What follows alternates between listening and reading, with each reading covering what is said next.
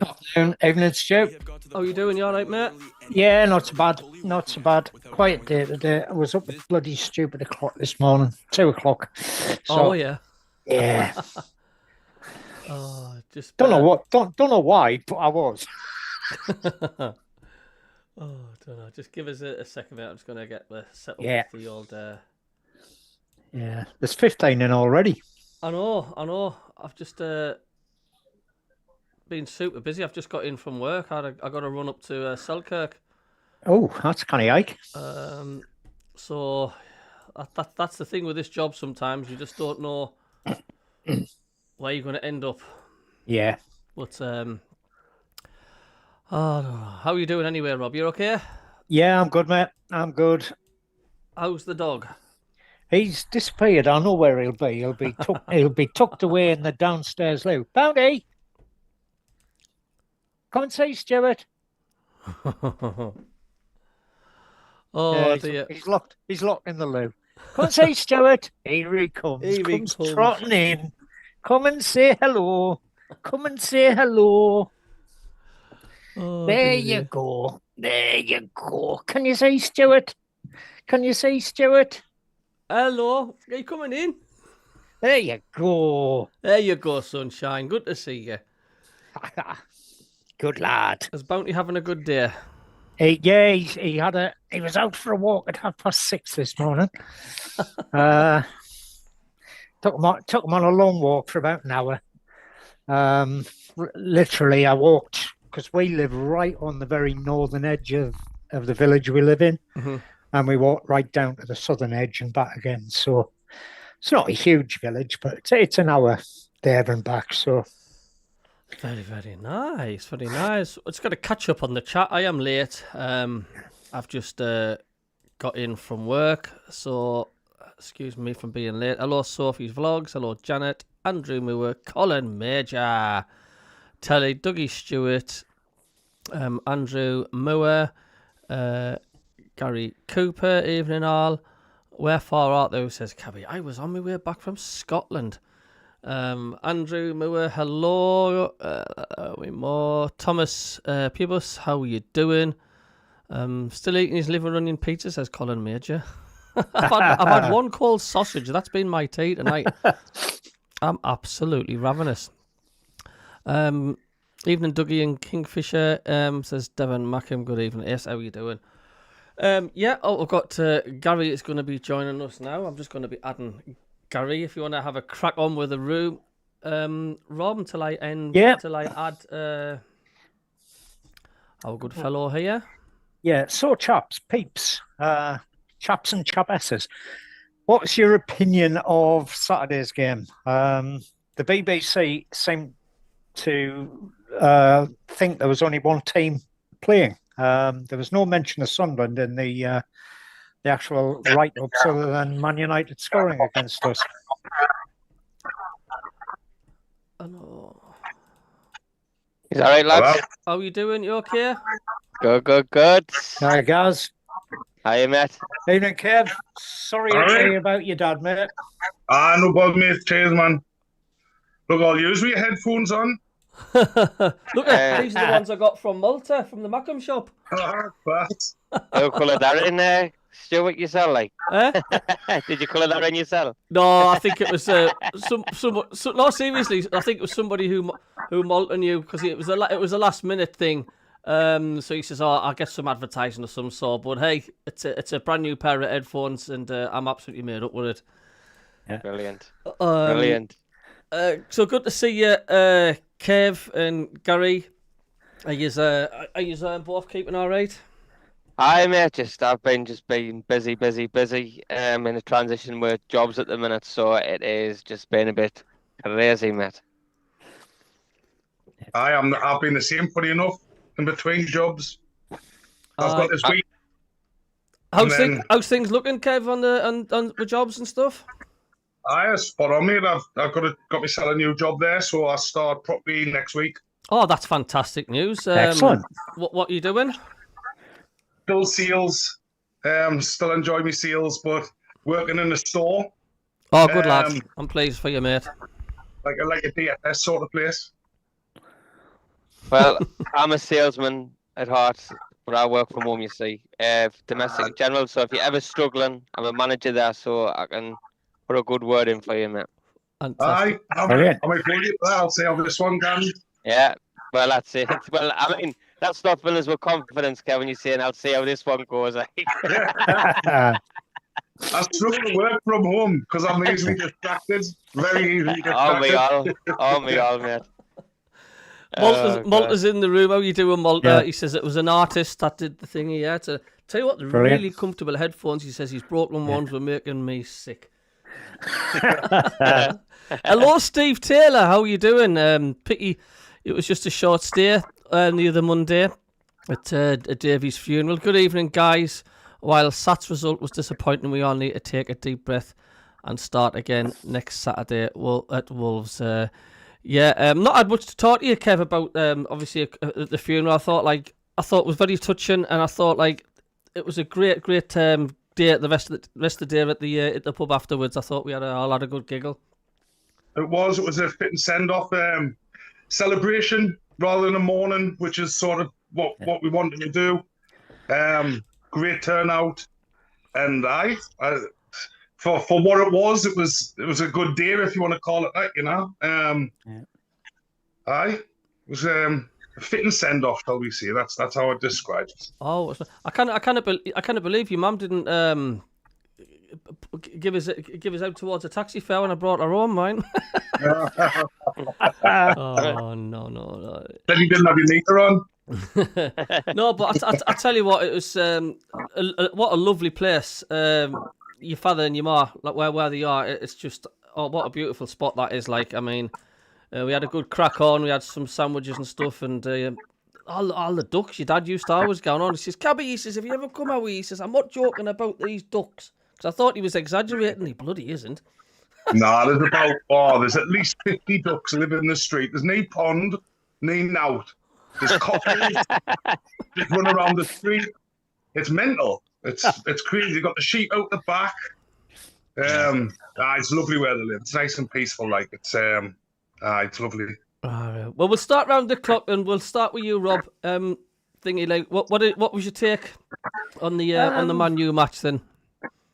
I thought we did all right. There was two silly defensive mistakes that they scored from. Once they changed the setup and brought Ballard on, we were much tighter at the back. They didn't really get that much of a chance after Ballard came on. And it was we missed our chances. Yeah. And we've said so many times in the Premier League, you've got to take the chances when they come along. And we missed a couple. We could have been in the lead. The penalty or the non-penalty was... It probably wasn't a penalty, but the referee was at fault. He should have probably booked Hume for simulation.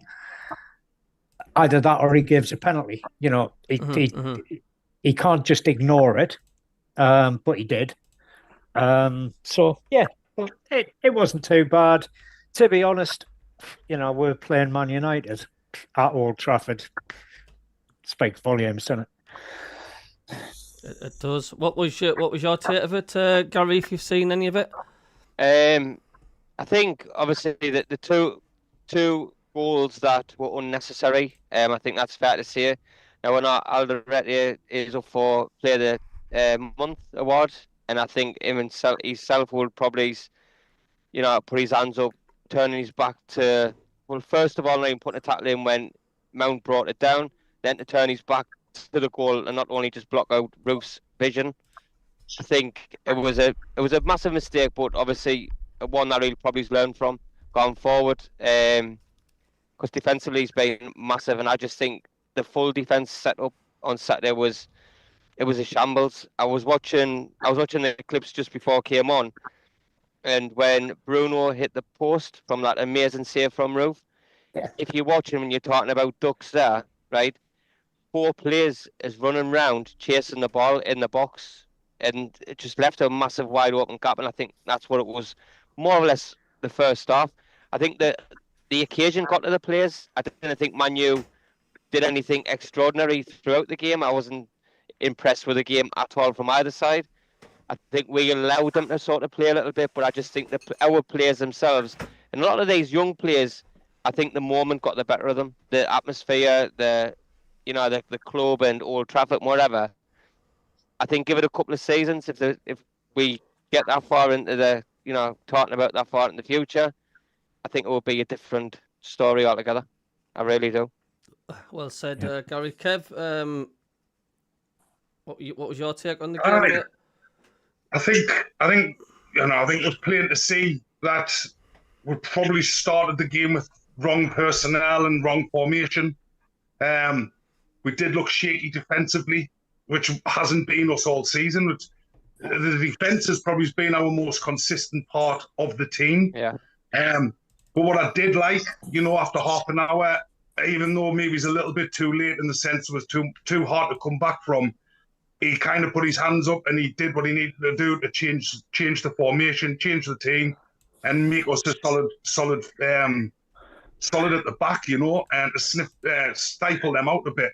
And I think going forward, when we play teams like Man United away and Chelsea away, and we play them teams, I think he's learnt now that he'll start the game in that way.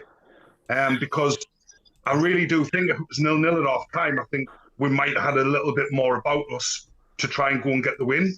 I wasn't massively overly disappointed with the whole thing. We got beat. We're going to get beat. It'll not be the last time we get beat. Yep. But we didn't sort of look like a team that had just been promoted still. We looked like when he changed it, we looked like a confident Premier League team still. I mean, when I've been watching the last few games even, there's one department one player really that just isn't getting on the ball and isn't involved in the game anywhere near enough, and that's Isidore up front.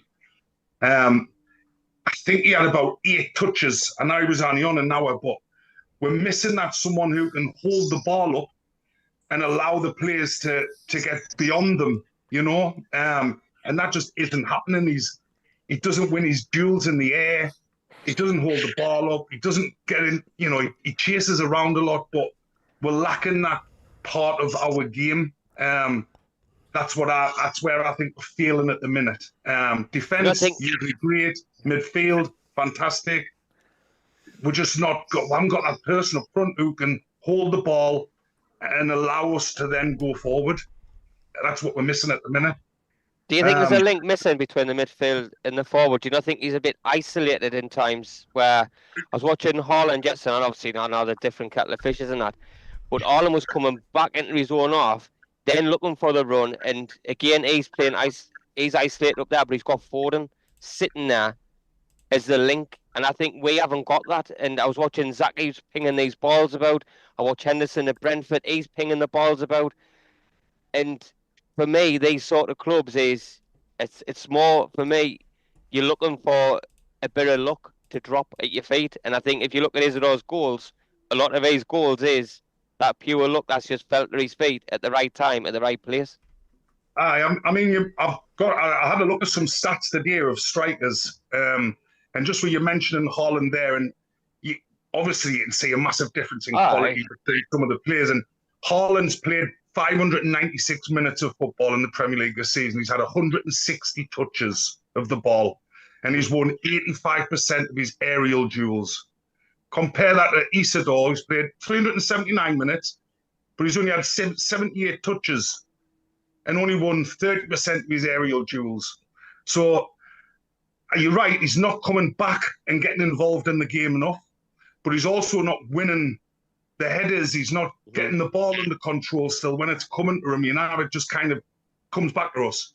And that link in the middle, you kind of would expect Lafay to be that kind of person, Jacques is at the back there, and he kind of gets the ball. He has the most touches in the whole team, pretty much. Everything starts with him or goes through him. But I don't think Isidore's doing enough. Even so, just to compare him with someone who's pretty much like him, that's Strand Larsen at Wolves. Mm-hmm. Similar amount of minutes on the pitch, 365 minutes. and he's had 119 touches compared to 78 of Isidore, and they're bottom of the league. Yeah. Yeah. 52% of his aerial duels won. So he's probably the best comparison I can give, and Wolves are bottom of the league. And Haaland's the other side, you know, where he's probably he is the best striker in the league. And he's also getting a lot of touches and gets involved in the game. So it's definitely not doing enough. And when you look at my enders figures, they're very much the same, very poor. Broby hasn't even got any stats linked to his name yet, because I don't know if he's touched the ball much when he's come on even. I thought he might have been the holding up kind of striker, but that doesn't seem to be happening either. So it's definitely an issue. I think that we'll have to solve, you know, whether that's playing two up front, changing the formation slightly, but it's the Premier League. It's going to be hard, isn't it? Yeah, Definitely. it is. Yeah, can't get away from that, Kev. It is going to be tough, but you know, touch wood, they've done all right so far. I've got to literally agree what yous are all saying. My quick look on the game was the fact, like,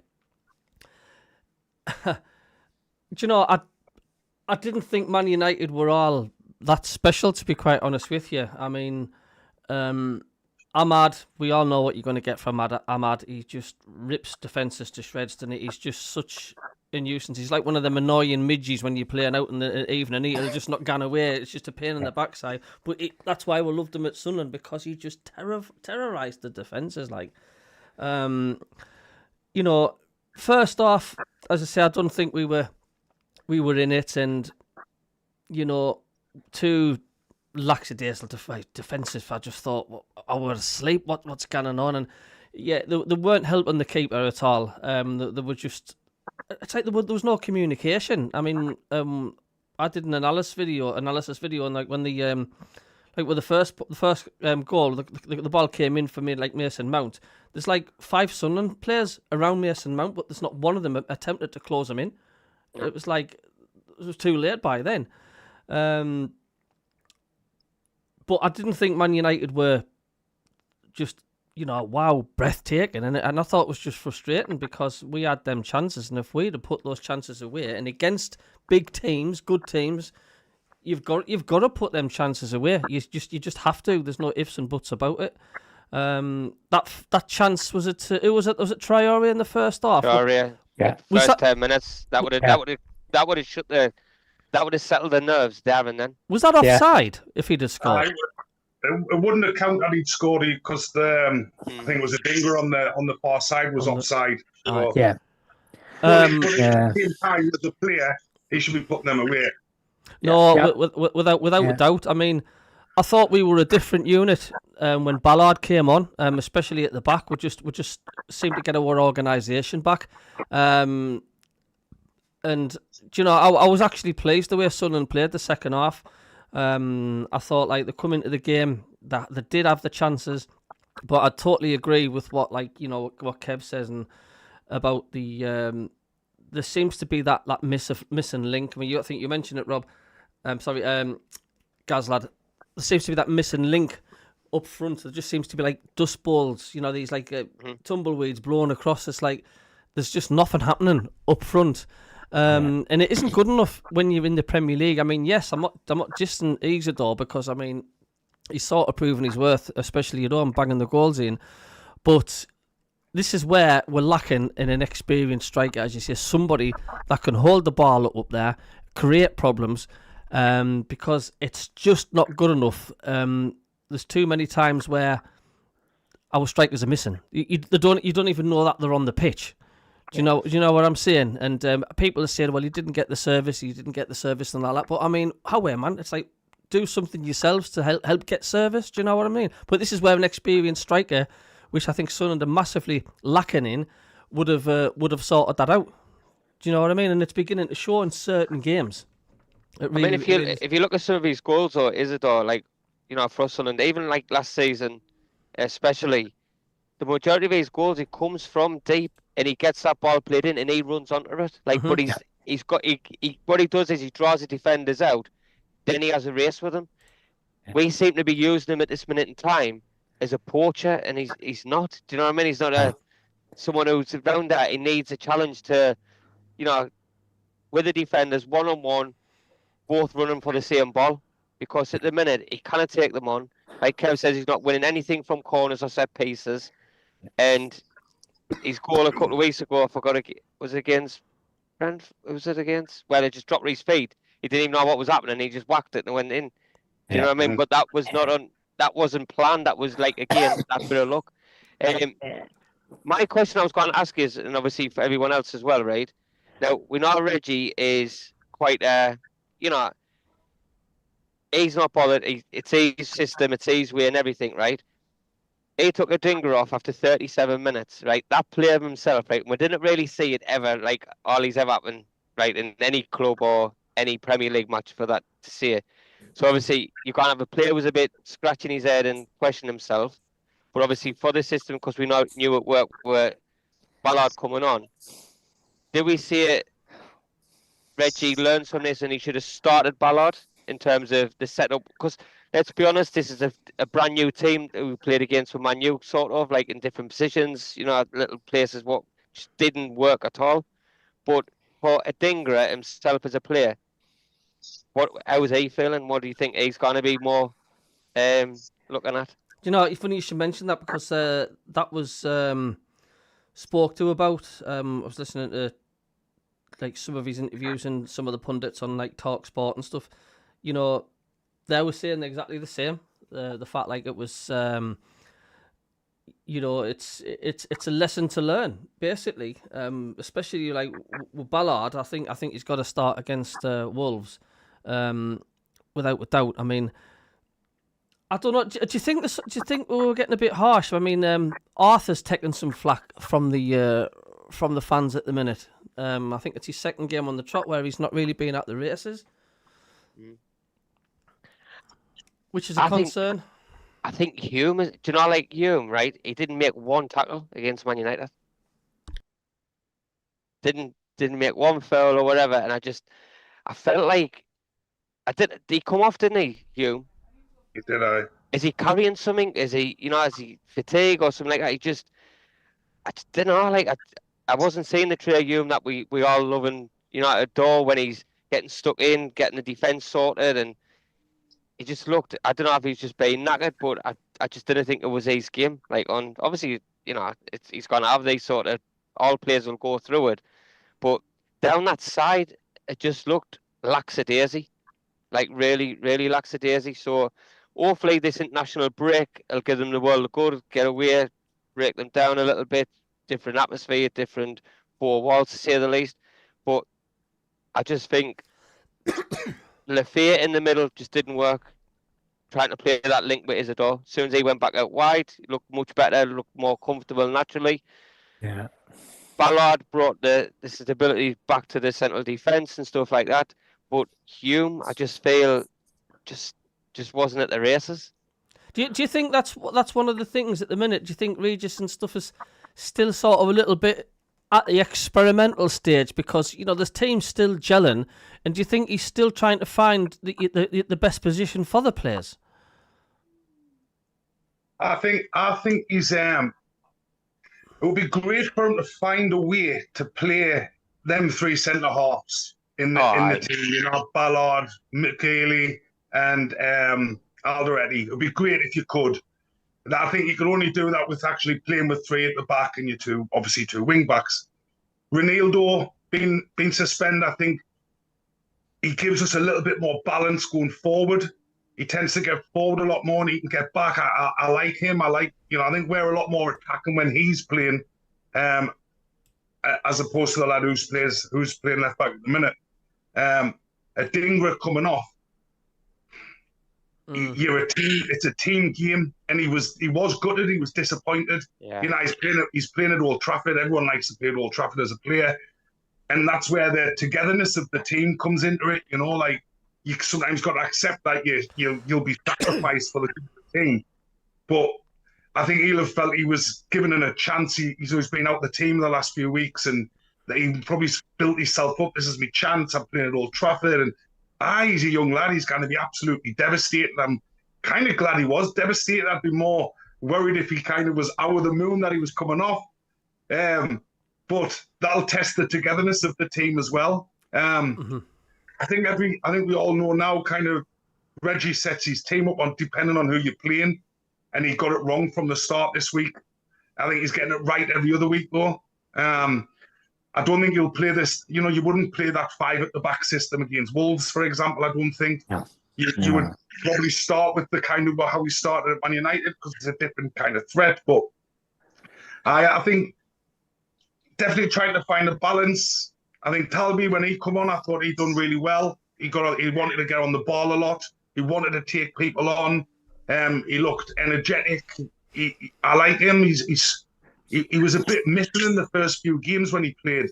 I wasn't sure, but I think he feels more confident in the team now, and he likes to get on the ball and he likes to have a gun, and I like that. So I think we'll look better when he come on as well. So I definitely think he got his team selection wrong, and he'll learn his lessons, and it's all new for him as well, and all his coaching staff. Have no doubt that they'll have all the data and everything like that of all the teams they're about to play. But he maybe should have changed it when it was 1-0. But then what do? You against a 1-1 and you think, oh, I wish I never changed it. So yeah, it was just the game was probably a bit too gone when he done it, even though it was around half an hour gone. I would say at least he did it. A lot of managers would have stuck to the guns and it would have been 4 or 5 out in the first half. I'm just going to have a little bit catch up on the chat. Just 2 seconds. Malta says agree about Isidore. Janet says Sunderland will not go down. Malta says at Arthur, no, Sunderland and Leeds staying up and maybe even Burnley too. Dougie Stewart, the moderator, says I don't think Robbie is the answer. Hope he proves me wrong. And there's a few Sunderland fans saying the same thing as well. Arthur Bushby, I'm saying 3, you came up, you going back down, says Arthur. Where are we going? Lovely first touch by Mount says D Hall. He's a quality player, mate. It's as simple as that. Alice Cocker says you can't talk about lack of experience in attackers. Traore and Adingra both have 2 seasons in the Prem Football League. What are you on about, Cabby? Says Alice Cocker. D Hall says we are weak on the left with Arthur and Adingra. Ian Brown from the Stone Roses, I think, saying, how you doing? Devon Mackham, he's replying. Dougie Stewart says, it was said about Arthur, he was bad at defending, he's better going forward. Malta, don't you think Man U saw Ronaldo missing, so attacking down the right-hand side? We are definitely missing Ronaldo, and this is one thing as well that we have to realise. We are missing a couple of really good, strong players as well. Does Reggie really know his best team yet, says Gary? Well, I don't think he... I think he sort of does and he sort of doesn't. Do you know what I mean? And I don't know. It depends who you're playing.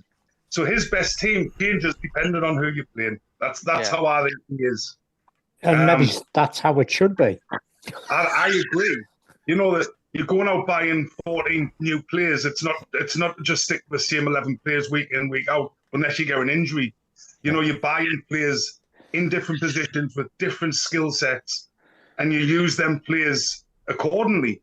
Andy and I rotating a few people keeps people fresh and things like that. It's how it should be. It's how the top teams do it. If we had 11 players who were playing every week, the system was the same.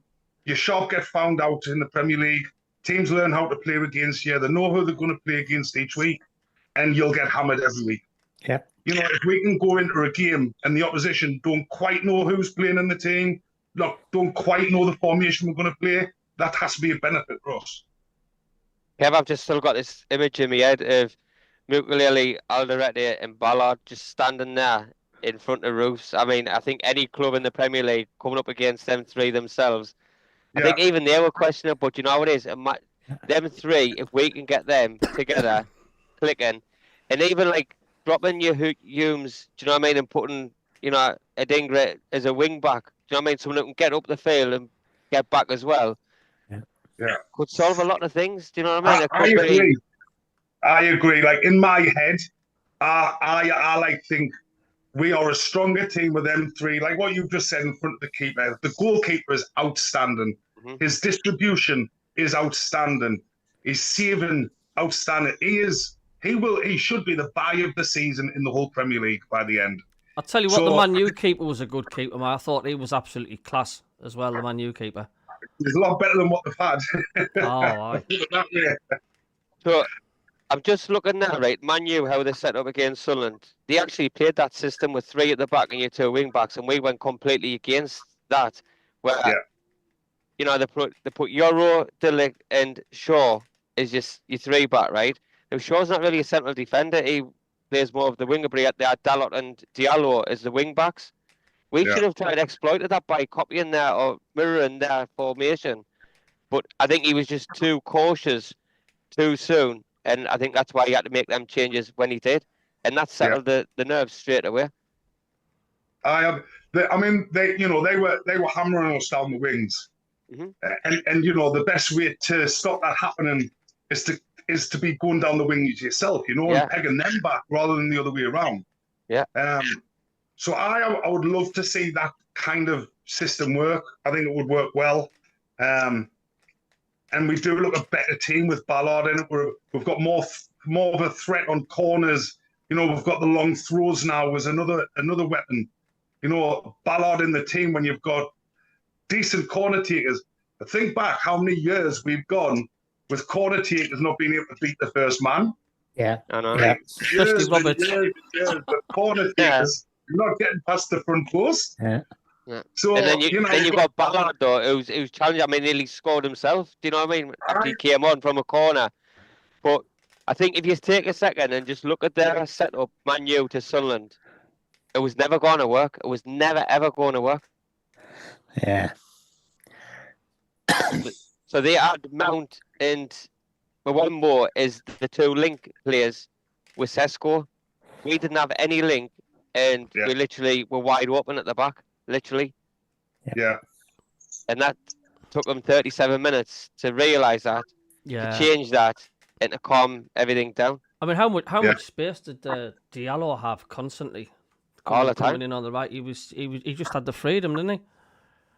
Because once he came in, you then just haven't got Diallo, you've got them Mount and Mwemba, but then Arthur's chasing him, and like I said to you earlier, if you look at Bruno when he had that shot against the post, there were like 4 players went from their 6-yard box and ran round all together chasing the same ball, and it's like what he is doing. Like there was no sort of stability. It was like watching a Sunday league match. Do you know what I mean? Like a 30 close footy club or something like that. They were all just chasing one ball and backwards, and Man U were like, Jesus, we can play football. We haven't done this for a while. Yeah. We looked panicked, didn't we? We looked panicked in defence. And I get the one, and I get like every game that we've had, the closing down has been absolutely fantastic to watch.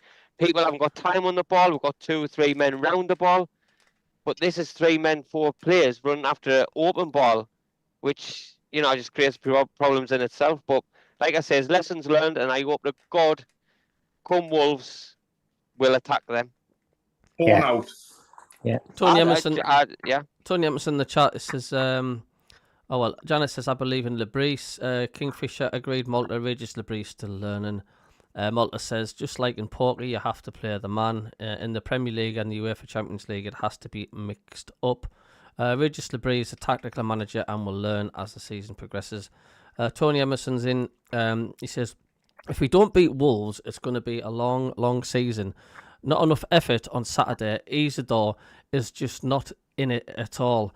And I mean, I've seen loads on social media. I mean, I'm still sort of judging like Isidore. It's like I can't remember, one of you lads said it in the chat, but he's like, we're trying to treat him as like a Darren Bent, Gary Lineker type striker where he's in stabbing the ball in from 5 yards, 6 yards. He's not that striker. He's not that type of ball. If you whip a ball into the box, he hasn't a clue what to do. But give him the ball to run at. It's a completely different kettle of fish. He's a great goal scorer, though. Like, he's got a great strike of the ball. Like, we cannot take that away. No, but yes. if you look at the majority of his shots and even his goals come outside the box. Do you know what I mean? Because he's got that quality inside the box, and give him time on the ball in the box. He doesn't know what to do. He hasn't got that instinct. Yeah. We haven't got that striker, have we, who poaches goals? We haven't got that. No. But I mean, we discussed this on Saturday, Stu, during the game. Robbie has played 30 minutes so far, 35 minutes, something like that. In the games he's played, he's only played big parts, and he does have the ability to hold the ball up. He's that type of centre forward. He's an old number 9. He's a centre forward. Play the ball up to him, he'll lay it off, and that's maybe what we need, is the likes of Robbie being played. He holds the ball up or knocks the ball through, and then you've got the likes of Isidore and Mayenda, who can outpace most defenders because they're bloody quick guys, and run through, and their strength is running onto the ball and lashing it into the net. Yeah. It's as simple as that. That is what those two players are really, really good at. Unfortunately, that means playing a front three, which means where do you drop a back 4-3-3? I mean, Janet suggested that in the chat that we should be doing a 4-3-3, but is the defence strong enough as a 4 rather than a 5? Particularly against the better teams in the Premier League, we're probably going to need to play 5 at the back. I certainly think it's... Sorry, carry on, Rob. Which means your front line's going to suffer, because you're always going to have 3 in midfield, sometimes 4. And then you're literally looking at either somebody to hold the ball up or play it on for somebody to run onto, like Robbie, Isidore, Mayenda, or you have a sole striker, and we don't have anybody that can play as a sole striker that I can see. I think it's ridiculous. There was a couple of posts, the fact like saying, trying to compare Robbie as the new Altidore, wasn't it? Altidore. I mean, that's just absolutely nuts. I mean, you know what I mean? Give him 10 games. Do you know what I mean? Yeah. 10 full starts, then judge him. He's at a Champions League club in Ajax. Do you know what I mean? He's played for the national team, and you know, he's got the experience. Do you know what I mean? He is strong.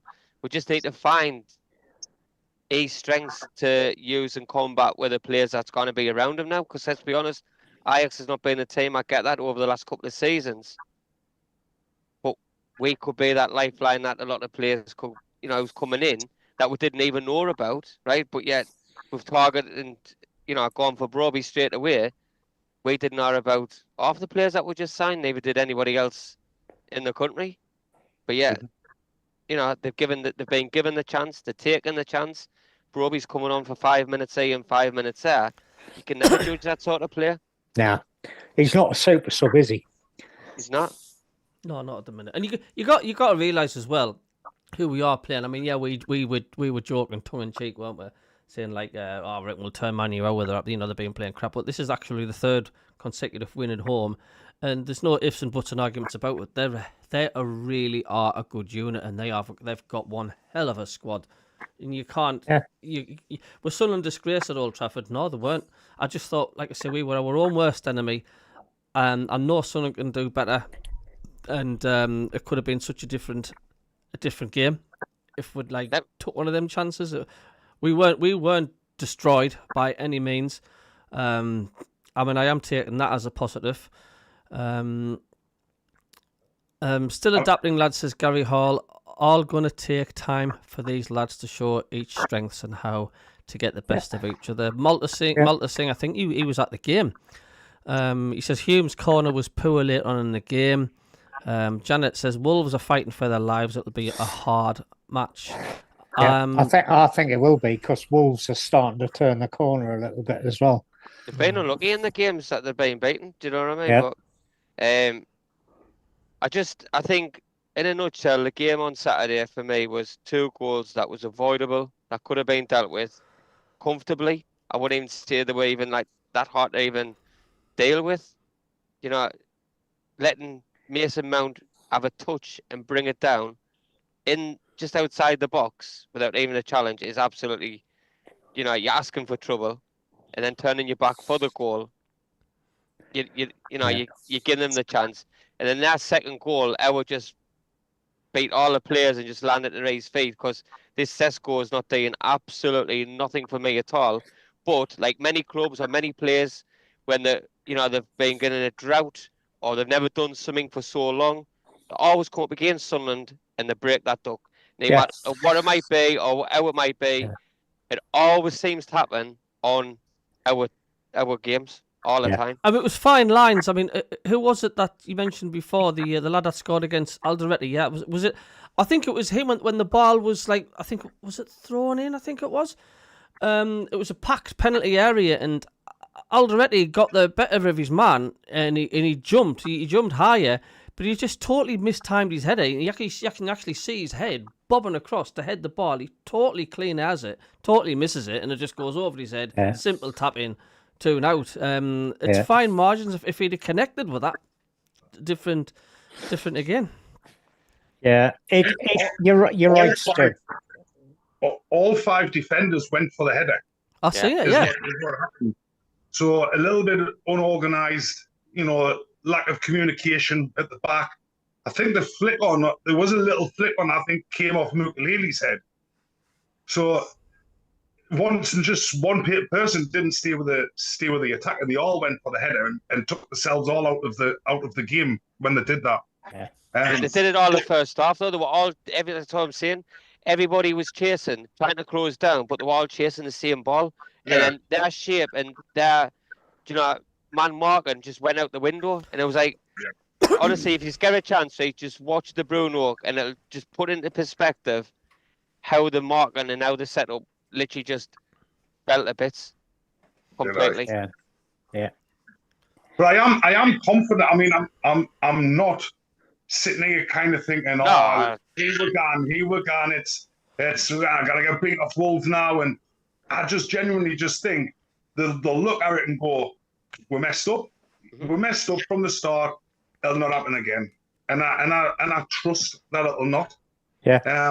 I think we're a solid Premier League team, and I still think we'll finish in the top half of the Premier League. From all of the teams I've seen so far this season, we are as good as anyone to get into that 6th to 10th spot.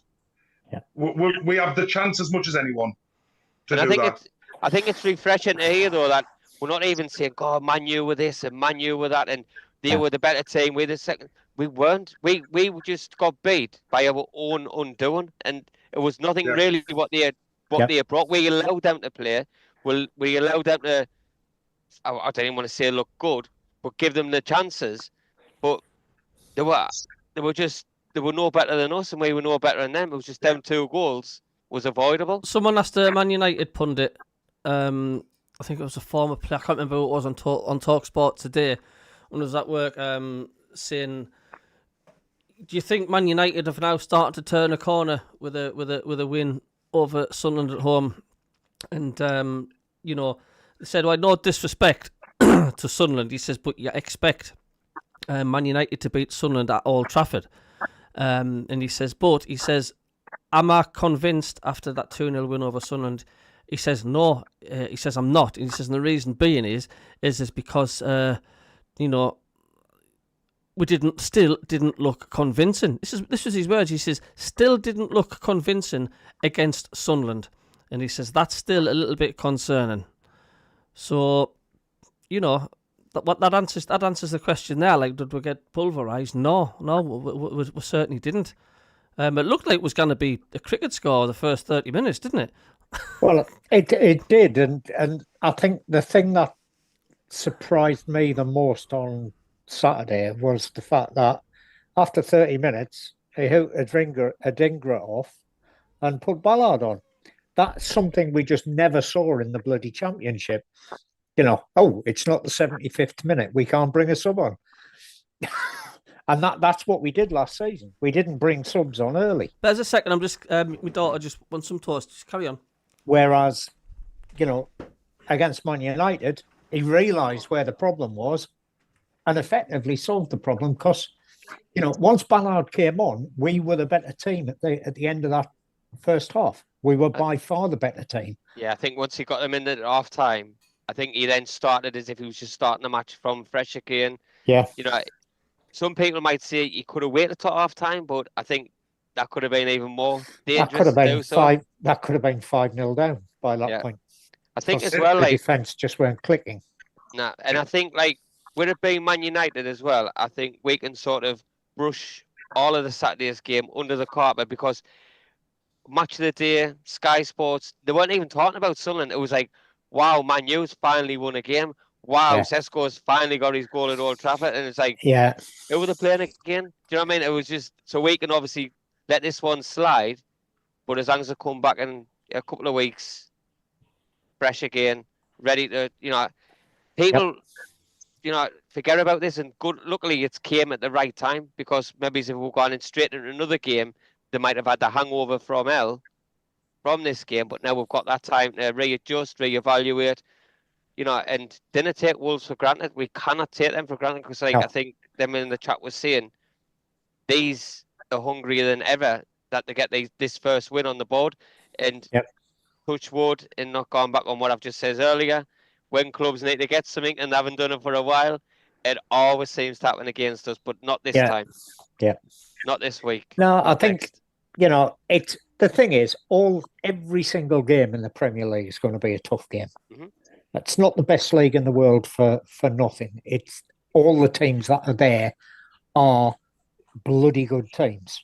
Most of the teams in the Premier League, even those in the bottom half, would probably go into European competition and do quite well. That's how good the Premier League is. Well, I think there was a stat on the back of us just before the game. I think it was on Sky. Says if Sunderland was to win against Man U, we'll have totaled the full amount that Southampton got the season last before. season. Yeah. Do you know what I mean? And that in itself, you know what I mean? Well, so many. What were 5, 6, 7 games in or something like that, and it's like wow.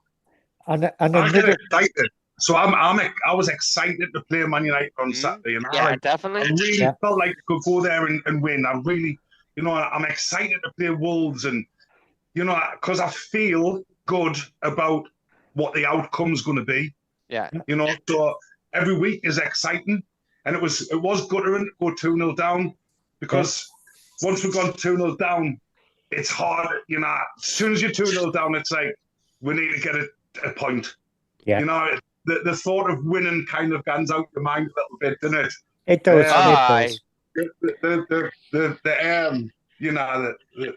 what do you call it? The sort of excitement of winning at Old Trafford was gone, and it was like, let's get a point. Yeah. So, but I'm just like, oh well, it's happened. So be it. On the next one, that's kind of how I think, and I hope the players think that, and the manager, and I'm sure they do. So full confidence in the team and the manager. And if you think about it as well, like if a lot of them players were overwhelmed by the experience of being Old Trafford and stuff like that, what a learning curve for their journey as well, and gone into any other game. So when we go to the Emirates or at Spurs and wherever it might be, they've now overcome that to say, wait a minute, I'm still on a pitch and I still need to win this game. This around us, I've done it, I've experienced it. Yeah. Now I become more experienced, and this is how a lot of these young'uns grow. That feeling of being overwhelmed by the occasion is now just a stepping stone in their journey as well. So like I was saying there, Cabbie, when these go to the Emirates or any other big clubs, known clubs like City and that, they've already experienced Old Trafford. Now they can control that emotion and deal with it in a better manner. No, I totally agree with you. I mean, me and you, I can remember, Rob, we were talking about the Man U fans. It was like when they scored, they didn't even stand up. They were just sitting down, clapping, going, "Yeah, good goal, good goal." It's like, what? And I mean, Saturday on the radio, you could not bloody hear the United fans. All you could hear was the Sunderland fans. All You know. the fans they will have been from the sponsors and stuff. They'll just be there for the. They weren't even fans. They were just corporate guests Yeah. at Old Trafford. Oh. Yeah. And then you got the Barmy bunch out the other side jumping about like idiots singing those these. Yeah, sums it up. Aye.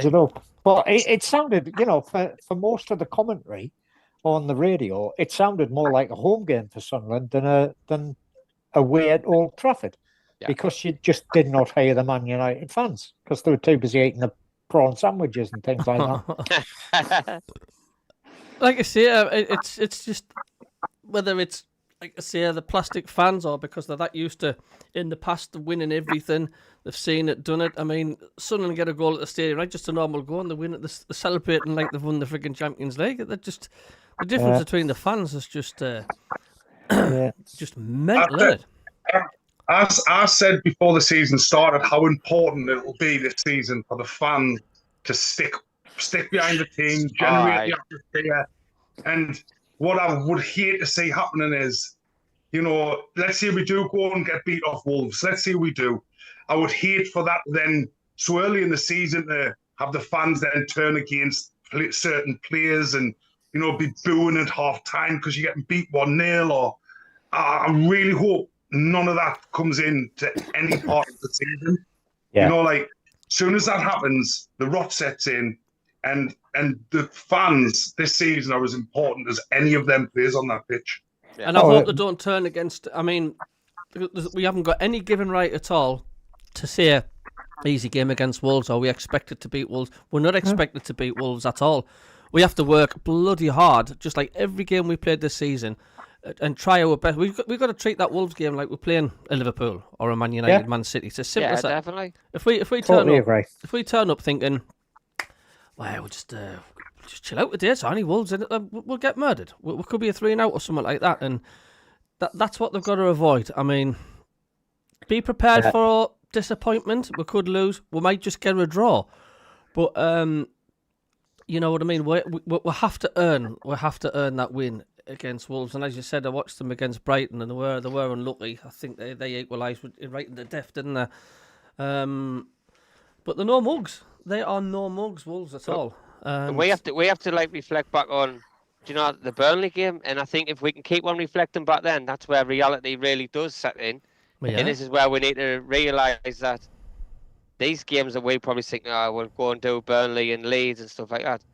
No. They've made signings, they've spent quite a bit of money, and they have the right to be in there as well. But your Wolves and teams like that, they're established. They've been in there many seasons now, as well as the other clubs around there. The difference between this season and probably the last 4 or 5 seasons is we've come up with strong teams. We've come up with, an army of we here to stay sort of mentality, but it's going to be a hard-fought, long season. It is. I mean, what, we're 7 games in? Mm-hmm. There's another 31 games to go. Not even a fifth of the way through the season yet. Well, like I said, just look at the fixture list coming up for December. You're thinking like, oh my god, but he sort of gives you the illusion, think like, oh, we're having to put up with all these good teams, and it's going to be a nightmare nightmare few weeks. But every team in the Premier League has to go through that, and that's why I think it's absolutely vital that Sunderland get a point against the lesser teams in the Premier League. I mean, that win against Forest was absolutely huge. To get an away win in the Premier League, I mean, it's practically a 6-pointer, man. It's massive, that. And if Sunderland can just keep clawing away and getting points, especially at home, we've got to make our home our fortress. I go back to what Kev says, all right, and back to like down to earth and feet on the ground moment is we're in the Premier League. We're going to these decent clubs. We're not going to Plymouth away and stuff like that. We are going to Old Trafford and the Emirates and City Ground and wherever it might be. Enjoy it. Do you know what I mean? Enjoy the moment and get behind that team. And every time we get these 3 points that we are doing, and we are probably over exceeding at this minute in time, enjoy the ride. That's what I would say to every fan. Do you know what I mean? And stick by the team and enjoy the roller coaster, because it's going to be an absolute whopper. And I think the fans definitely did that at Old Trafford. Like, I didn't see one sad face at full time. No. I really didn't. And I do think you're seeing a different the Sunderland fans. I do think you are seeing them, because you give your all in a Sunderland shirt and the fans will love you. And I think so far the effort that the players are given as a team has been impeccable. It really, really has. The playoffs, Wembley, and the Premier League so far, barring a couple of maybe games or so, but the fans can see it. He says, and Kevin Paul said it on the on Sun Until I Die, didn't he? He says, if you give your all and try your hardest in a Sunderland shirt, he says the fans will adore you. Yeah. It's just as simple as that, and that's what the team's doing. They're putting on such an effort and putting on a team performance, and the fans can see that. Yeah, and that's what it's about. We want a team that's going to try. Doesn't matter if they fail, as long as they try and give 100% every game. The fans will get behind them. Doesn't matter, even if we lose, the fans will still get behind them.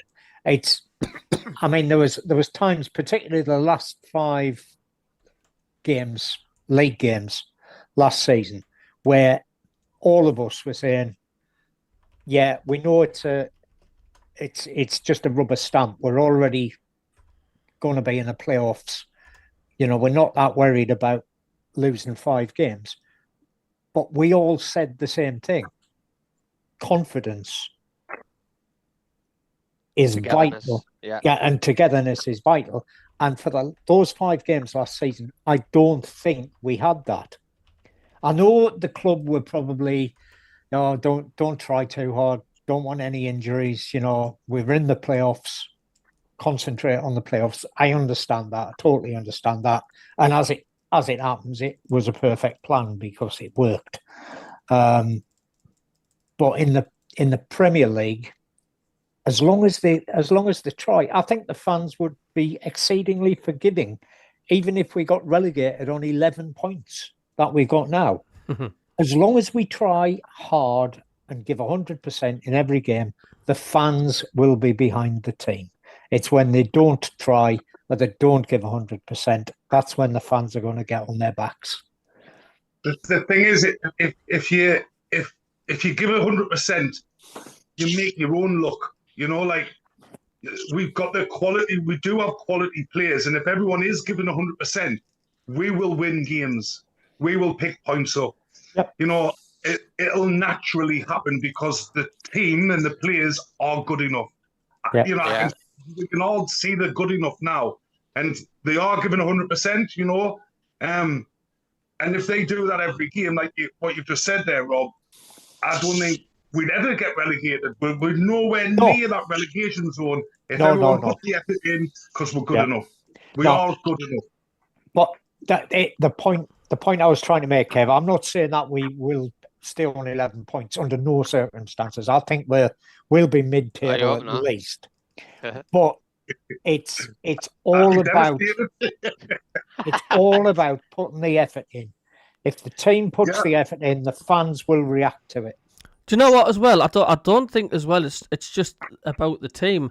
I think what we've got as well was a massive advantage. It's just like it seems to be a happy camp right throughout the board. The hierarchy, the owners, the manager, the coaches, from someone cleaning the toilets or whatever. You look at the likes of Nottingham Forest. Behind the scenes they're a very unhappy club. Even with Spurs, they've gone through the mills and stuff, and it's like an extra man on the pitch. If you've got a happy camp at that club, it goes a long way. And there does seem to be a good relationship with the likes of Krill Louis Dreyfus and Speakman and co. And I think that's also really massively helps the club and Sunderland. Yeah, totally agree. But it's not that long back that we were slagging Speakman off because he wasn't doing anything. We weren't bringing any players in. No. And yet this summer he's played an absolute bloody blinder. I remember Big Davey used to phone up Total Sport a lot, and I think that's when we were going through a bad patch in in the Championship or something, and he kept falling up, and he kept slating Speakman and Krill with Dreyfus. He kept saying, "Where's the noise coming from in the Ivory Towers, Marco? Where's the noise coming from in the Ivory Towers?" He says, "There's just this massive void of nothingness coming from the owners. You know what's and you know, and even then, you know, even Big Davey was saying it. All the fans were saying it. Now look at us. You know, they certainly they've also learned lessons as well. You know, yeah. Like he's, you know, our owner's a young lad. Like I think it's really forgotten that he's not even 30, is he? No, you know, and he's learning. So when things were a bit crap and the signings weren't coming in, I think he's learnt knowledge. He's learnt a lesson, and Speakman's learnt a lesson. And the reason we've been able to do and sign all these players this pre-season is because we did lack signings previously in the 2 seasons previously. It gave us more of a pot to use because we were so far ahead of the PSR and all this sort of stuff.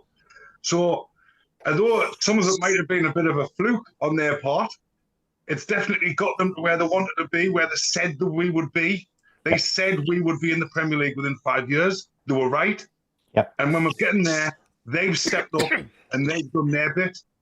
And like I say, that has to go through the club. The players have to do their bit. The coaching staff, the fans, everyone has to do their bit. And they've done theirs. They've done all they can do until January. Let's see it. It's not remember though, it is a business at the end of the day as well. Stability is massive. How many clubs look at Ipswich last season, right? Oh, we'll do all this, blah, blah, blah, blah. It just didn't work. This has been in the making for some time. Do you know that promotion was where we unlocked the finances. We were able to then bring Speakman in to go and do his job, you know, comfortably and confidently. If we hadn't got promoted, we wouldn't be seeing this team at all, let's be honest. But now, because we have, the owners have put the money back in, where a lot of owners, when you look at your Sheffield Uniteds when they've come up and Southamptons and that, they keep hold of the money. Like, they literally keep hold of it, expecting to come back down, probably wanting to come back down. And this is why these clubs have been coming up. Yeah. Have been dropping as quick as they have, because the investment has not been there. We've been, like you said, we've held on to all that. We've had a plan in action. We've waited for this to unfold. Then we've executed it, and we couldn't have done it any better. So my hats go off to them. Totally agree. From me, when I've been speaking to Nick Barnes, for example, kind of more in private, I guess, about sort of how much money we've spent, and he's like, look at it, we're perfectly fine. If we go down, we're perfectly fine. We've only actually spent physically about 50, 60 million. And the rest's kind of staged, and the way they've structured the deals protects the club from all different scenarios.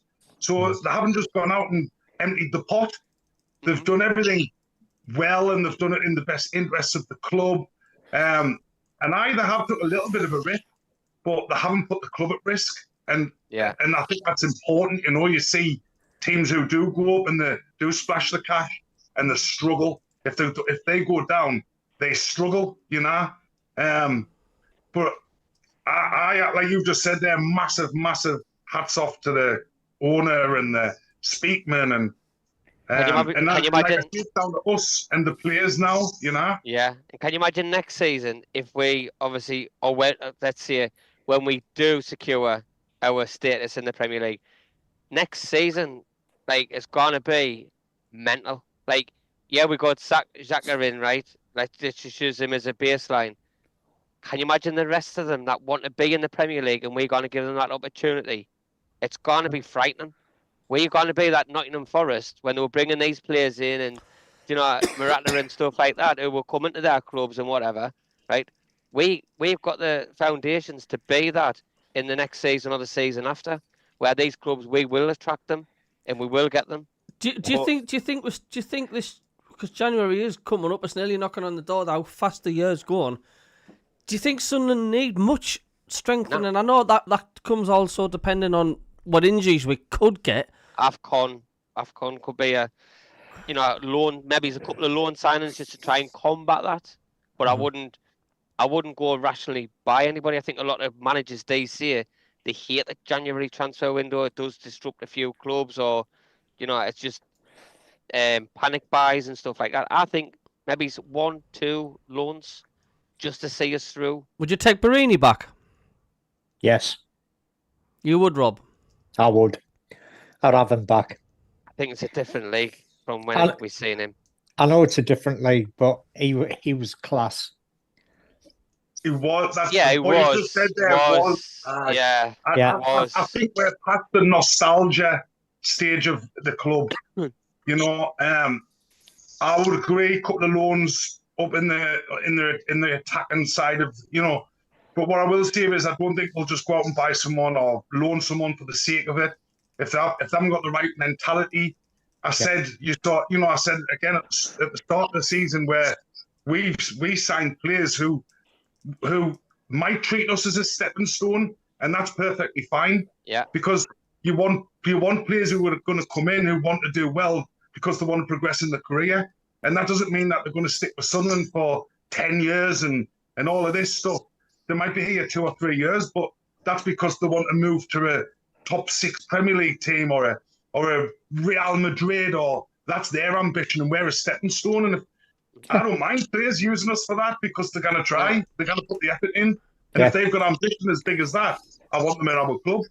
Yep, or even like exactly. a loan to buy. Do you know what I mean? Like a try before you buy sort of thing. From even if it's Europe or wherever it might be. And I'm sure that the club are doing everything behind the scenes as we speak, ready to make these sort of deals happen.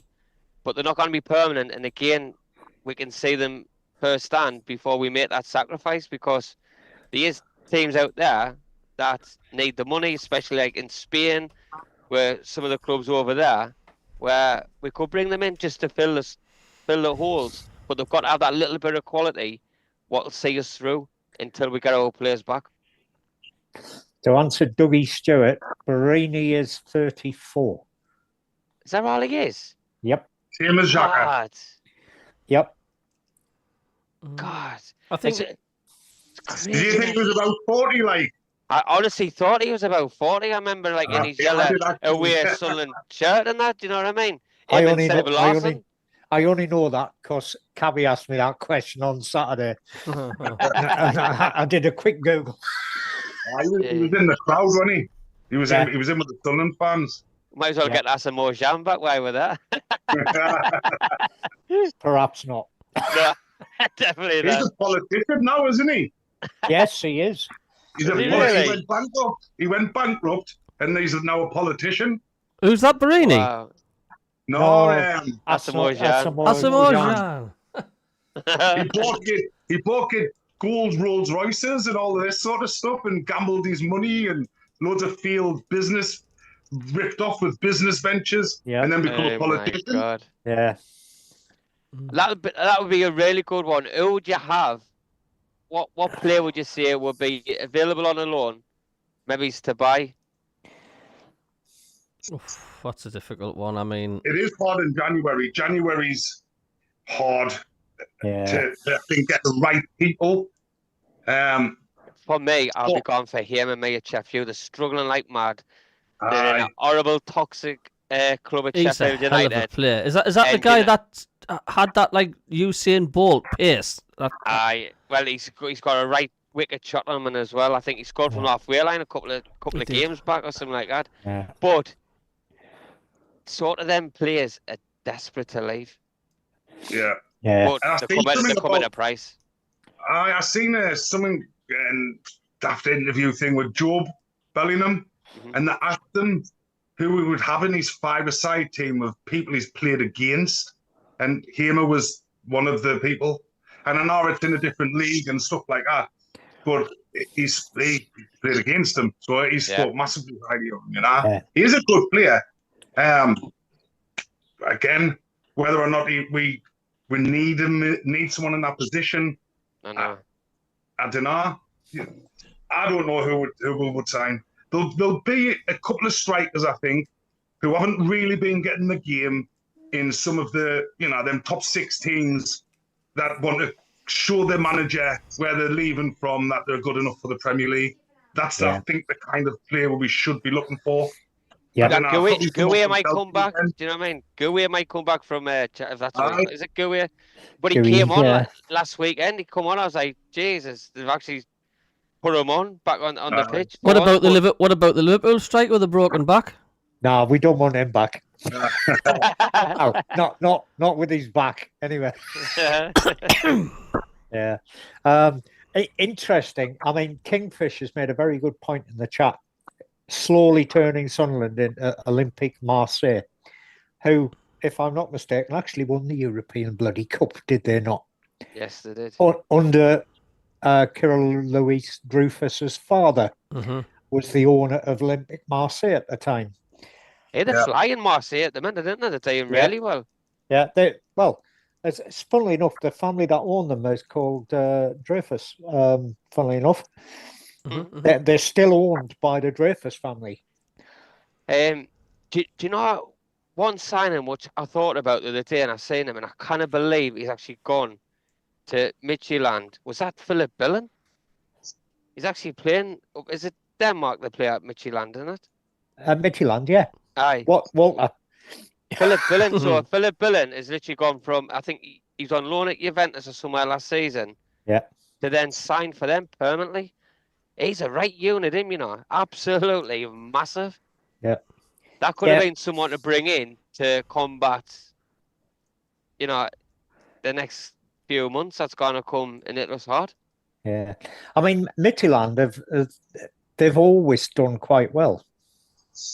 Yeah, but I mean, the league that they're in, Jesus. Yeah, Eskimos. yeah. They're in a nothing league, but in European competition, they've always done quite well. You know, it's all the whales that they're eating that, so you go to whale fat and things. And yeah, that's what it is, Kev. That diet. Soft ramen fish and that, the stinky fish.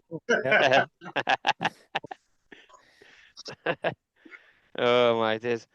What about Rangers? Let's just talk. Let's just reflect on Rangers for a minute, right? Because like obviously all my work colleagues are in Glasgow, right, and they all support Rangers. Yeah. So we think we had a bad game, right, against Man United, and we're talking about how tough it's going to be this season. Let's just take a moment and let's just reflect on that two-legged league that they've got up in the borders. And three at the moment. Aberdeen. Well, there's three now. I mean, Aberdeen, Hearts, and Celtic. Aye. Kev was at the Celtic game wondering why the hell there was stewards surrounding the own Celtic fans and there was nobody protecting the Motherwell fans. I was at the Celtic match yesterday, and I thought it was the away fans because they had stewards and police in the corner going all the way up each side of these fans, and they've got the drums going, and I'm thinking, God, them loud, them Motherwell fans, like. And I said to me, mate, I was like, they're loud, they're fans, they're good fans. They went, they're our fans. I went, eh? I went, well, where's their fans? They went, they're in the corner near where we were. And that was the Green Brigade. They've got the whole corner, the drums again, the atmosphere is fantastic. And Celtic, I went to a couple of games last season and they were really hard to play against, really hard to score against.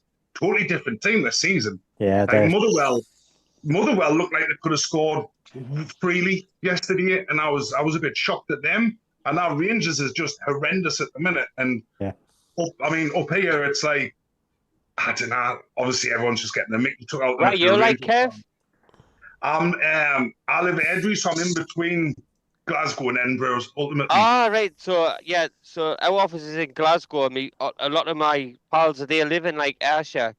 I've got actually one over in Arran, like just off Arran and stuff like that. Yeah. But they're all just Rangers like mad, like literally crazy. Anybody on the west side is all Rangers, and then as you come east, it's all Celtic. Literally, it's cut down the middle. Malta says, "Did you see our kid at the Celtic game, Kev?" No. Yeah, Tony Emerson with the Mexican thing, big support in Mexico apparently. Half-time tacos, yes, please. Half-time tacos. With jalapenos. Yeah. Oh, God, Oh, yeah, the hotter the better, mate. The hotter the better. It is. Where can someone like enlighten us? Because I see it on X all the time. Right? Where does this Mexico thing come from? It's just sort of like gone crazy. Just seems to have developed. Sunderland, possibly because we won the playoff. A lot of Mexican fans seem to pick up on Sunderland, and we've had a few in the chats for match games. No, well, I think from what I've read, Nice one, Dougie. Mexico as a whole, for what I don't know what the campaign is or something, but there was a team chosen either in England or Europe. It was chosen for Mexico to show support for. What it's for, I'm not quite sure, but it was like some sort of campaign, and Sunderland got drawn out of a hat, kind of thing, you know. And then everyone supported Sunderland for this season, and that's kind of where it's come from. Brilliant. I mean, it's a bit like a Man U or a Liverpool fan or someone like that. Hey, son, just pick your team out the hat and just support them for the rest of your season. God, no, but it's nice. It's good to be recognised, I suppose. Like, especially from a big country like Mexico with our football and stuff. So, I mean, it's true. I mean, a lot of marketing's a huge thing, isn't it? I mean, Sunderland, we're a massive club, but marketing-wise, we're just sticklebacks in the ocean. We're tiny minnows compared to the likes of your Liverpools and your Man Uniteds and your Arsenals and this and that and the other. As a global audience, we're minute. We really, really are. And the only way to fix that is being successful in the Premier League and being dominant as well, which is probably seems a million miles away off. But marketing does go a long way. But if we can start in Mexico, I mean, how? It's somewhere, isn't it? We've got Pastor Alex as well. He's always egging us on. I don't know where he is tonight, actually. Yeah, and we've. It's interesting. I mean, I was just reading some of the chat earlier on. Janet will put me right if I'm wrong here, but am I right in thinking Janet's in Canada? Yep. So, and then we got people join us from Indonesia, Australia, Japan for the games. And international. Cabbie's gone international. Cabbie International, yeah. I mean, if we're talking about Mexico, we might actually go down a bit south from Mexico, and might get the nationalities of Honduras. We had Milton Nunez at one point at Sunderland. I think Peter Reid won in a raffle at the time as well. I think some actually tell us still to this day that they picked the wrong player. They reckon they watched him on YouTube or something and bought him, but it was the wrong player who bought us. Yeah, it was crazy, that man. Yeah. God, Peter Reid. He was still a professional footballer though. There's quite a few. He scored quite a few good goals on YouTube. Have you seen them? No. I think I seen him I think he drove into Sunderland and then drove straight back out. Malta saying he's joining us from India next week. Is that right, Malta? Stevie Taylor says, wife just said, does the clocks go back tonight? I said, no. Her reply, it's just with this show still being on. Oh, that's Steve told then, isn't it? Mexican chili van outside the Stadium of Light. Janet says, doesn't a broth have the best kippers? Dougie Stewart says, my Scottish team is Aberdeen, says Dougie. Half-time snails, Gary says, oh, God's sake. I wouldn't mind some half-time liver and onion pizzas, mine. No. No, but... Aberdeen is struggling, isn't they? And now, obviously, who's on loan up there, man? Auchi? He's on loan up there. They're struggling. Bottom, aren't they? Aye, bottom by a long way. I don't know if I've never even checked to see if he's even getting the game either. Oh, mad. Yeah. Hey, it's one quick thing that we've not covered and stuff. When we were doing the commentary, weren't we, Rob? I heard Gary Bennett scream at the top of his voice, "Penalty! That's an absolute penalty! That is a definite penalty! He's being kicked in the ear." Well, replays showed you different, didn't they? Yeah, they did. You know what I mean? And it was like air guitar. There was like a foot gap, no pun intended, between his foot and his head and stuff. But it's strange though, isn't it? I mean, I've seen that given because potentially it's dangerous play, whether the foot makes contact or not with the player's head. I've seen referees give a foul or stop play and because of potential dangerous play. And why wasn't that penalised in any sort of way? That's what I don't understand.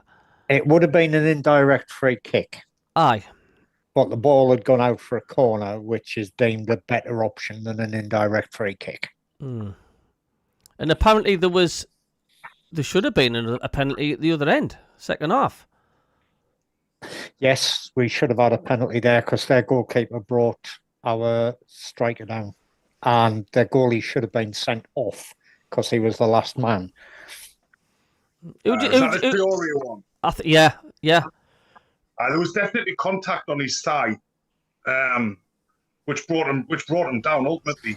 Yeah. I think the Hume one, I think his foot coming up, you kind of see Hume, he's watching the flight of the ball, but it kind of turns his head a bit once he must see the foot coming up. So he's 6 studs headed towards his face. And the ball hit him in the face. It was the ball hit him in the face, yeah. And I think he thought that was his boot hit him in the face and not the ball. Mm-hmm. So I don't think he was like, diving or it was a tricky one. The ref give it. Yeah. They should get rid of VAR. We've used VAR to our advantage now. Just get rid of it now. Get rid of it. Who was it the other week where someone was clean through and it looked like a proper sending off and a penalty, but then they would give it the other way because he touched the ball. But it was Arsenal Newcastle. It was Arsenal Newcastle, wasn't it? That's right. Now, a lot of people still say it was a penalty because it was the follow through. That follow through for me was still a foul, but like all the pundits and everyone were like, no, it's not a foul. He's touched the ball. I get he's touched the ball, but the dangerous play was that follow through. And for me, if it was outside, off the top of his boot, the ball literally just skimmed off the top of his boot. Yeah, no real connection. Now it was a penalty. Like I was watching I did. The law of the game saying, but stuff like that, it just is, isn't it? Mm-hmm. Definitely. Janet's saying it's 28 degrees Celsius in Ontario right now. But to be fair, Janet, at some point in the next 3 or 4 months, it'll be minus 30 or minus 40 Celsius in Ontario. It's worldwide, Cabbie, says Gary Hoyle. I don't think so. It is. Everybody's trying to destroy the MACKEM Cabbie on the social medias and all that. The Sunderland News and Banter page has just banned us from their channel just because the fact I'm using their channel for getting some of the Sunderland news, which it's just crazy because the fact like where they're getting their sources from, they're using another site, and it's like exactly all these social medias and other places are trying their best to hinder me, and I don't know why. I just find it incredible. It's just. But you're still spreading the word, though. Do you know what I mean? You're giving people who mightn't follow these sort of things like I didn't. They've just got it in. On there. They've just got it in for us. I don't know what it is. I've cannot put my finger on it. I mean, I'm just a YouTuber like all the other Sunderland lot. I just cannot put my finger on it whatsoever. It's just got me bamboozled. It really, really has. It's just nuts. We'll start a petition. Stop following all the other ones. Just follow Cabbie. Follow the Cabbie. I'm looking for the news on the Sunderland News and Banter page, and it's like, well, where is it?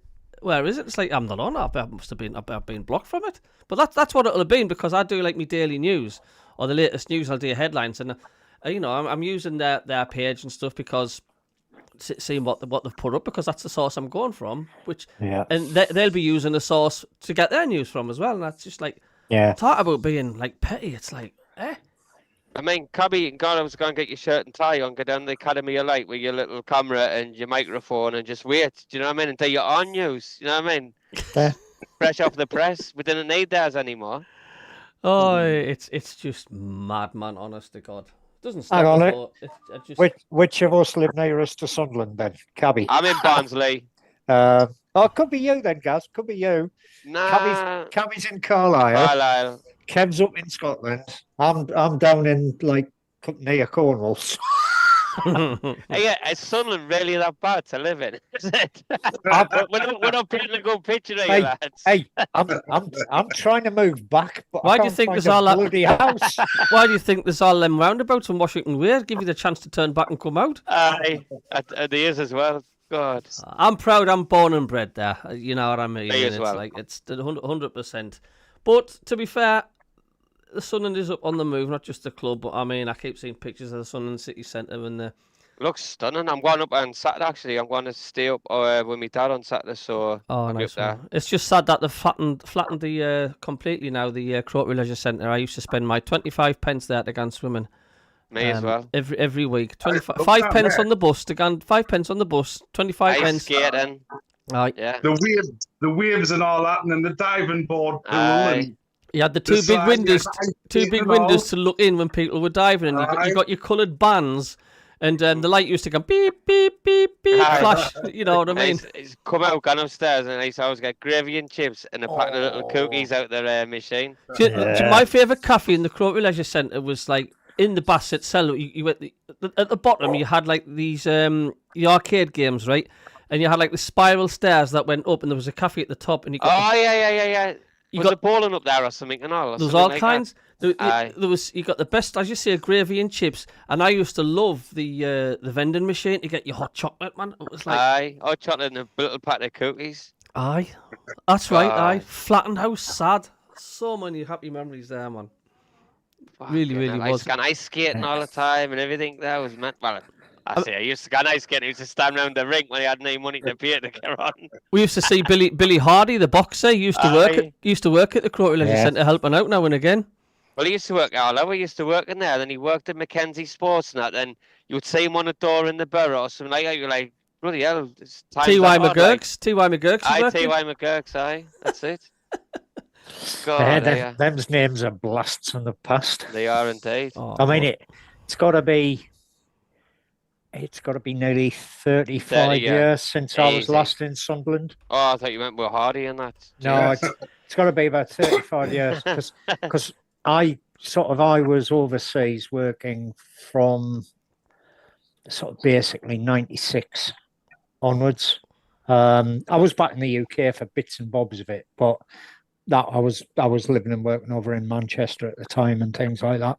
But moved away really from the Sunderland area, permanently moved away in 2001. Basically, the closest I'd worked to the UK between 2001 and 2016 was when I lived in Germany for 4 years. Yeah. That was a Yeah. jawohl. Yeah, I've got a memory that's just come back to us about Croatia Leisure Centre. I remember my mother and father taking us to watch the wrestling. Aye. And Big Daddy was on. Aye. And knee shit, when we got the gun in, to try to attack my father in the wrestlers' entrance. We thought he was one of the wrestlers. Honest to God. Oh, no We way. nearly got up and out. He'd given it a good go, I reckon, Kev. I reckon he would have flattened. I reckon Davey would have flattened giant ear stacks. That's mental, that, like. God. But it was like a sort of focal point, wasn't it, where the city centre was Croatia, like everything sort of like adapted or went through them. Aye. Then it was just when there was wasn't even about money, just no one wanted to invest in it. It just sort of run its course, and then once the pool closed, the rest just, boom, fell to bits. I don't understand though, because I mean, the pool, it was like a leisure pool. I mean, it had its slide and this and that and the other. There's now at the fancy pool, the Olympic sized pool at the stadium, I like and stuff, but I don't know. But unless the was it dropping to bits? I didn't know. Just bundling, mate. That's all it was. I just think, I don't even know. I couldn't even tell you why. I remember that when you went swimming, you used to get the big plastic orange key with like a safety clip on it, with a safety Aye. pin on it. You used to 10 pence, and you lot used to. It was always, I hated the change rooms that were freezing, absolutely Aye. freezing. They're going back to get your lockers and stuff. You had to walk through that trough and all, didn't you, with your feet? Aye. Aye, Like cattle. you like cattle. I had like chemical stuff in the bottom, didn't it? That's right, he did. God. Hey, I used to do that when I used to work at the chicken factory up Leach, man. I had to dip me Chicken wellies in a factory. bloody back in the day, aye. Yeah, it was one of my favourite jobs, that, you know, honestly. Absolutely loved it, man. I Used was to walk in, all the gear on, air nets. I was at QA, so I had to go around like making sure that there was no E. coli and all that sort of stuff. My sister's actually been there 30 years last week. 30 years. That's crazy. She's actually Yeah. worked there. Crazy. Well, mental. They've got them big dips as you walk off the train in Central Station, Newcastle, haven't you? You've got to delouse yourself before you get back on the train to Sunderland. Oh, God. Always said you go to Newcastle, you wipe your feet on the way out. Oh, aye. I was reading one of the Definitely. comments on the chat, and I don't know who it was that says. I don't know if it was Doug or Kingfish. It says Rob should be the channel's weatherman on a Saturday or on a Monday. Perhaps. Give the weather forecast for the week ahead. Hang on, I'm retired now. I used to be a weather forecaster, and that's the operational word is used to be. It'll always be weather, though. I think it'll be good. Like, you know what I mean? Like what Wincy Willis used to do on friggin' Good Morning TV and that. Have you little Wincy windbag. in the back? Have you little chart and just saying like whether Stickers and that. the Just forecast randomly stickers. put. I've still got some of the gear, guys. The magnetic stickers that would occasionally slide down the board and be putting up. Yeah. Or as Ian McGaskill once said, there's no effing fog. Oh, really? I used The F had dropped off. Some say, Rob, some say that you're the one who fed Michael Fish his information back in the day when it was going to be a sunny, beautiful I day. was on a night shift that night. There was a tornado just at Somerset or somewhere like that. There was I was on a night shift as an observer in Newcastle, working with a guy called John Clapham. You've probably seen him on Look North Weatherman. Oh yeah, John Clapham, So John's a good mate of mine. In fact, he was my best man. John and myself have known each other for 40 odd years, and John had gone to get his head down. You see, he was a Norwich fan, John. No, he's a Leeds fan. Leeds, was it Leeds? Yeah, he's a Leeds fan. He'd gone to get his head down, and I'm looking at those charts thinking, nah, there's something not right down there. There's something not right down there. So I goes and give him a knock. I said, John, do you want to come up and have a look at this? Because I'm not happy with those charts. So he came down, he went, he swore a little bit. And it was the longest night shift I ever worked because it lasted for 19 hours. Because I couldn't leave until my replacement got in. And my replacement happened to be travelling back from London at the time, and everything was cancelled. So it was a 19-hour night shift I ended up working. Had 4 hours off and then went back in for another night shift. No way. I think that was crazy. That's a long day shift. Oh, you mentioned that Ian McCaskill. He was my favourite character on Spitting Image. Yep. Yeah. His glasses were like a metre wide, and a tiny little figure of a man. And these glasses were like a metre wide. He used to start off and he'd go, hello. I love that. D Hall.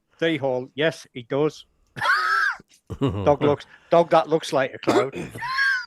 The one Fallout guy says, remember the slides at Croatley nearly cracked me back. He says, Colin Major, Cabbie, I'm showing my age. I remember the high street baths before Croatley.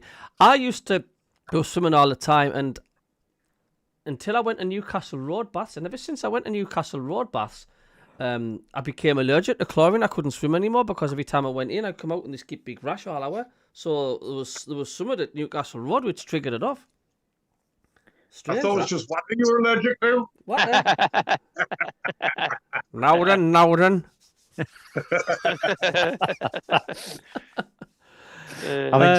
That's why he's got Rob on here, so he can tell him if it's going to rain outside or not, so he can stop in. Stop in. Taxis are cancelled. Alright, so that's what you need to do, Rob, for either match days or, you know what I mean, give a forecast for what the weather's going to be for the wherever we're playing at the stadium in Light and just have a little magnetic board. Honestly, you come out. Can you say like on a? Can you say it on a Monday, and we'll get like the country file sort of weather, so we can have the full week ahead. The week ahead, aye. The week ahead. We can even have the calendar competition, sending you best photographs and that. But down here we've got he's called Paul Hudson. He does the weather down here. I know Paul very well. Do you?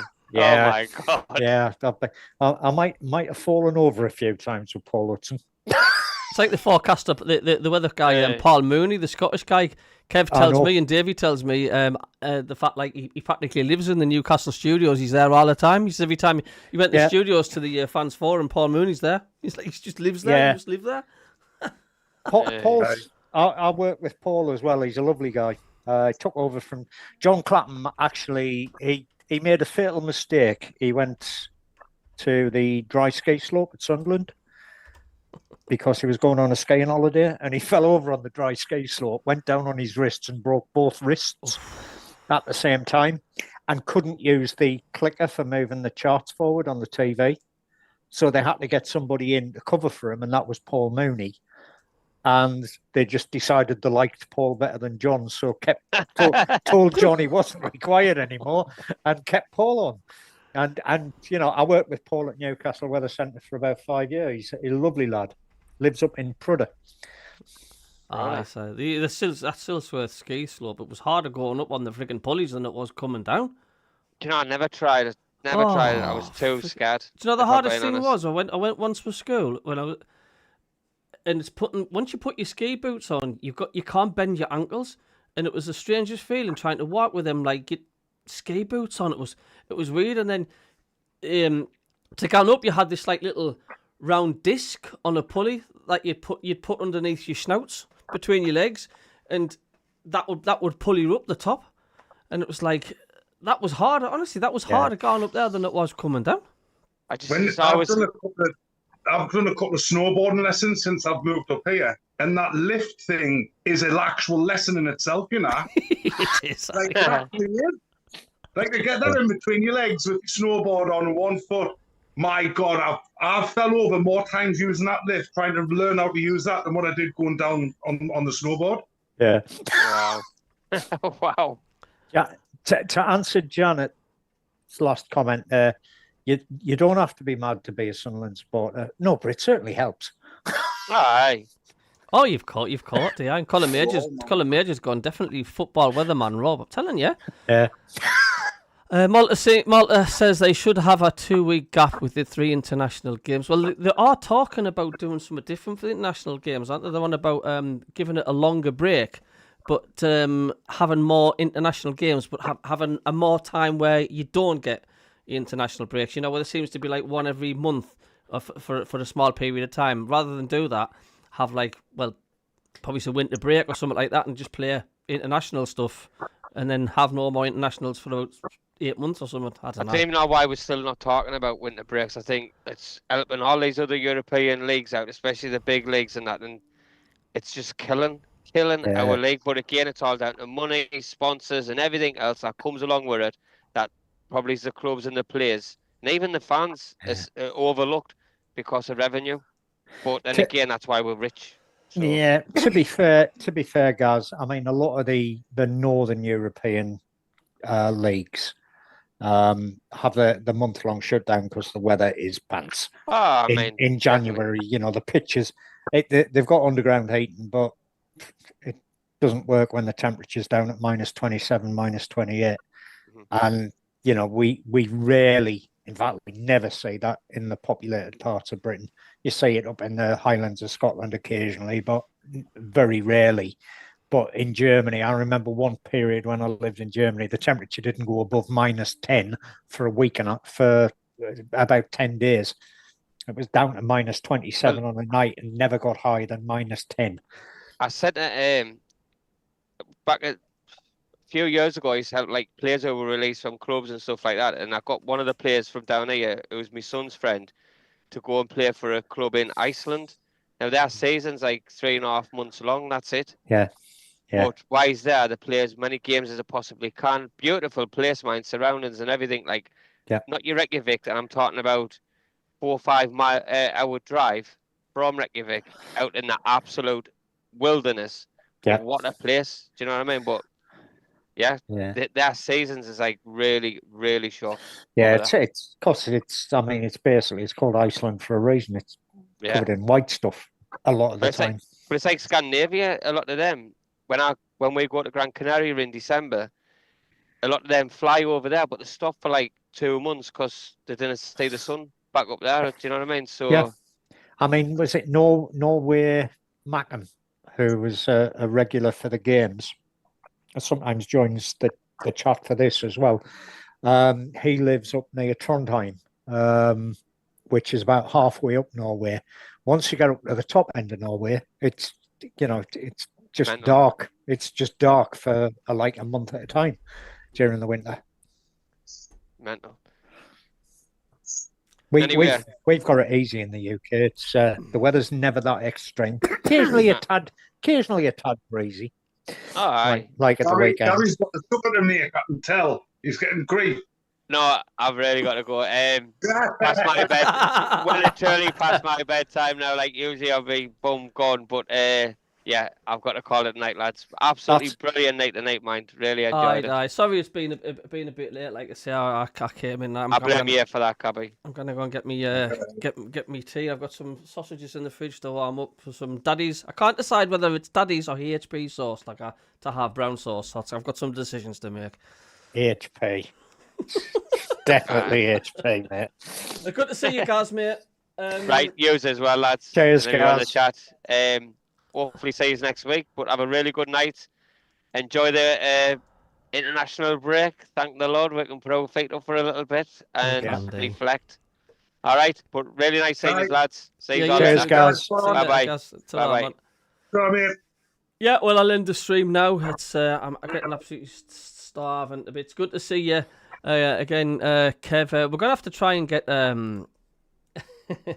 Barry on here, man. Is he? Have you got his number? Barry's number? I have got his number. You'll have to text us it because I says I'll keep in touch with him. I'll get him on 100%. He's funny, Barry. Like I say, it's I says I'll keep in touch with it, and then I walked away, and I realised I thought, how can I keep in touch with him? I haven't got his bloody number. No, he's class our Barry. So loads of stories.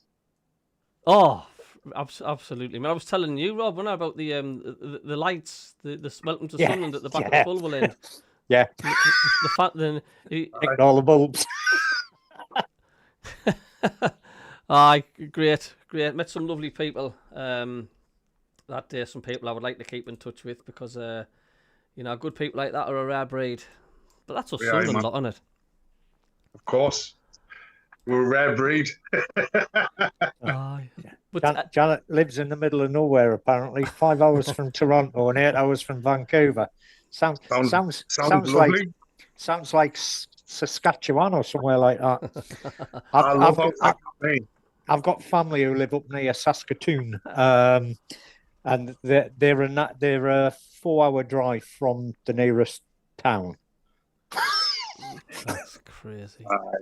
Right, I'll end the stream there. I'm going to 3, 2, 1. Thanks everybody for tuning in. See you, man. Catch you later.